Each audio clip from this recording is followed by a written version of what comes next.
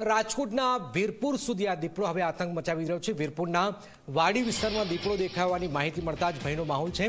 One વિભાગના DCF Tushar પટેલની સાથે ઝી 24 કલાકે વાતચીત કરી 2 ટીમો બનાવી ટ્રેકિંગ થઈ રહ્યું છે। દીપડાને પકડવા એક પાંજરું મુકાયું છે, જરૂર પડશે તો વધુ પાંજરા પણ મુકાશે। રાજકોટ જિલ્લામાં 40 દીપડા હોવાથી શિયાળાના સમયમાં તેઓ ખેતરમાં આવી જાય છે। ખેતરમાં કામ કરતા ખેડૂતોને શ્રમિકોને ન ડરાવવા માટે પણ અપીલ કરાઈ છે। રાત્રે ખેતરમાં હોય તો ખુલ્લામાં ન રહેવું તેવી અપીલ પણ કરાઈ છે। અત્યારે રવિ પાક માટેનું વાવેતર ચાલી રહ્યું છે, તેવા સમયે દીપડાની દહેશતથી લોકો ચિંતિત થયા છે। ગમે ત્યારે દીપડો આવી જશે, નુકસાન પહોંચાડશે તેવું ખેડૂતોને ખેતમજૂરમાં પણ ડર છે, જેથી દીપડાને પકડવાની માંગ પણ ઉઠી છે। દીપડાને પકડવા માટે ખેતરોમાં એક જ પાંજરું મુકાયું છે, જોકે વધુ પાંજરા મૂકવામાં આવે તેવી ખેડૂતોએ પણ માંગ કરી છે।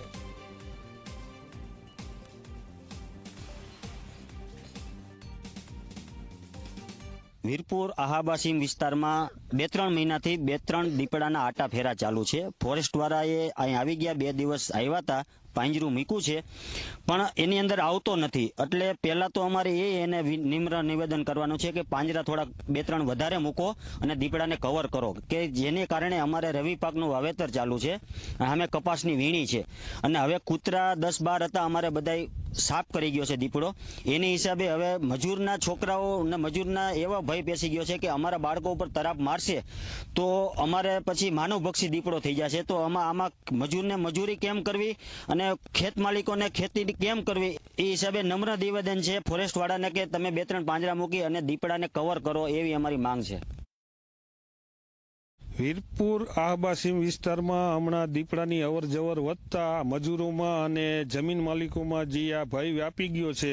અને કારણ કે 10-12 કૂતરા અમારે જે સીમ વિસ્તારમાં અમારા રહેતા એ બધાય શિકાર થઈ ગયા છે અને બચ્ચા બિચારા અટાણે રજરી પડ્યા છે।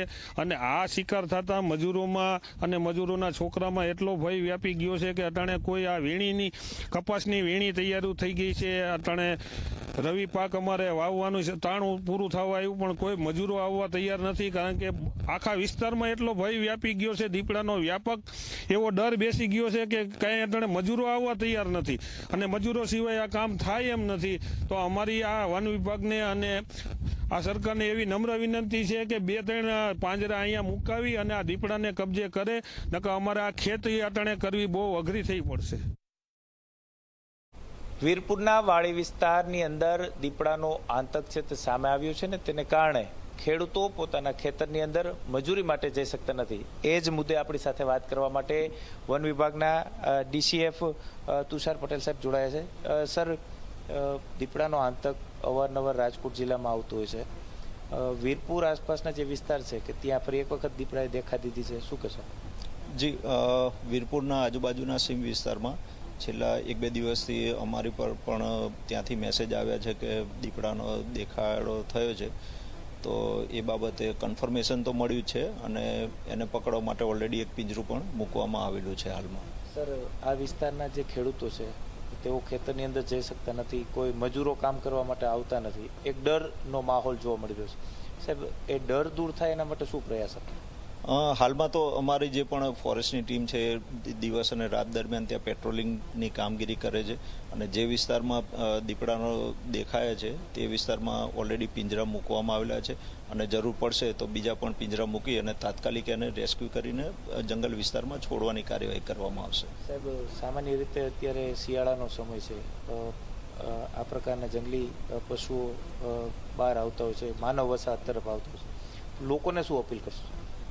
મારી ખાસ લોકોને અપીલ છે કે વાડી વિસ્તારમાં જે પણ મજૂરો કામ કરતા હોય છે તો બને શક્ય હોય ત્યાં સુધી એ લોકોને રાત્રિ દરમિયાન સૂવા માટે બંધ ઓરડાની વ્યવસ્થા કરી આપવામાં આવે અને બને ત્યાં સુધી ટોળામાં જો એક જગ્યાએથી બીજી જગ્યાએ ભ્રમણ કરવામાં આવે તો આવા જંગલી જાનવરના હુમલાથી આપણે બચી શકીએ છીએ। સાહેબ, રાજકોટ જિલ્લાની અંદર કેટલા દીપડાઓ છે, એના ઉપર કઈ રીતના મોનિટરિંગ થતું હોય છે?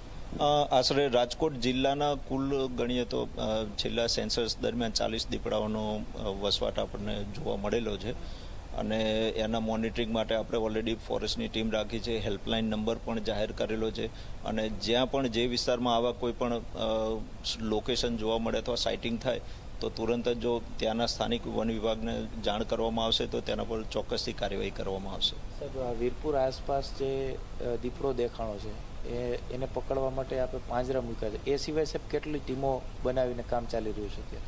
હાલમાં 2 ટીમ કાર્યરત છે અને દિવસ અને રાત દરમિયાન એ લોકો પિંજરા અને આજુબાજુના વિસ્તારમાં પેટ્રોલિંગ પણ કરે છે. ચોક્કસ જ DCF તુષાર પટેલ સાહેબ હતા કે તેમને સ્પષ્ટ કહ્યું છે કે 2 જેટલી ટીમો છે તે બનાવી અને દીપડાને પાંજરે પૂરવાની કામગીરી છે તે હાથ ધરવામાં આવી રહી છે. ટ્રેકિંગ અને ટ્રેસિંગ કરવામાં આવી રહ્યું છે. એટલું જ નહીં, સાથે સાથે અત્યારે 1 પાંજરું છે તે મૂકવામાં આવ્યું છે અને જરૂર પડશે તો વધુ પાંજરાઓ છે તે મૂકવામાં આવશે. પરંતુ ક્યાંક શિયાળાનો સમય છે, રાત્રિના સમયે જ્યારે ખેડૂતો અને મજૂરો ખેતરની અંદર હોય ત્યારે ખુલ્લામાં તેમને ન રહેવા માટેની અપીલ છે તે કરવામાં આવી રહી છે. એટલે કે ક્યાંક જે એક ભય ખેડૂતોની અંદર અને મજૂરોની અંદર જોવા મળી રહ્યો છે તે ભય દૂર થાય તે માટેનો પ્રયાસ વન વિભાગ દ્વારા કરવામાં આવી રહ્યો છે. કેમેરા પર્સન ઉદય પવાર સાથે ગૌરવ દવે, ઝી મીડિયા, રાજકોટ. ઠંડીની અંદર દીપડા રહેણાંક વિસ્તારમાં આવી રહ્યા છે અને વીરપુર સુધી, રાજકોટના વીરપુર સુધી આ દીપડાઓનો ખોફ જોવામાં આવી રહ્યો છે. લોકોને પણ સતર્ક રહેવાની અપીલ પણ કરવામાં આવેલી છે.